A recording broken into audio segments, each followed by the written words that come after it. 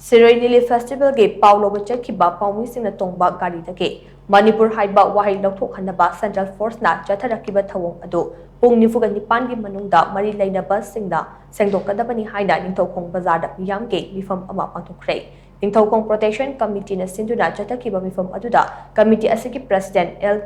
Goragopal, Apun Baluki President I.S. Konthautam, Retired Headmaster Nelson Awardee, Asem Ibobe, Ningthokong Municipal Council ge Hani Chairperson K Mani Amade, United Women Development Organization Advisor, Jets Mombi Yauna Maru Eba Bui Kayana Saryake. Mifam adugi saruk amok oina Ningthokong Bazar da miyamna lambi ngaihak thingjilaga tongan ba kholaw kaya su lauke.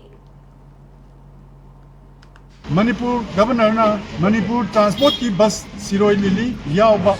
Manipur Governor na Manipur Transport ki bus Siroi Lili Yauba Chatpada Pau Lauba Chatpa Omisingbu Sahandana Hananlakpa Manipur Haba Yaroi Haibani Singba Thawong asi Ningthokong Protection Committee amasung miyam punna strongly condemn tawi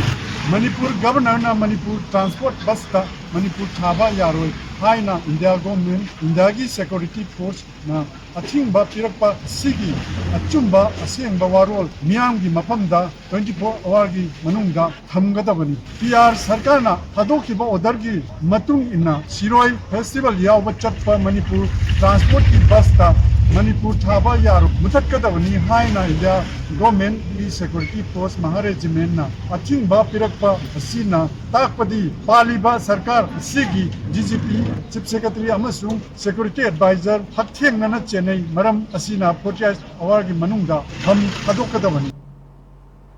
Nakal Amaramda Kokomira Kaukiba Pung Nifuga Nipan General Strike Aduna Bisnupur District K Mahusagi Punsita Chown Akai Pide Kumbi Bazar General Strike Sagot Pasina Central Force Ki Gari Singda Manipur Kangai Park Haina Thaba Chain Napsinaga Gari Sing Aduthon K Housing Fawi Oina General Strike Aduna Maram Ojaga Bisnupur District Ta Pamdaba Thawdok Sing Thokibagi Pau Tree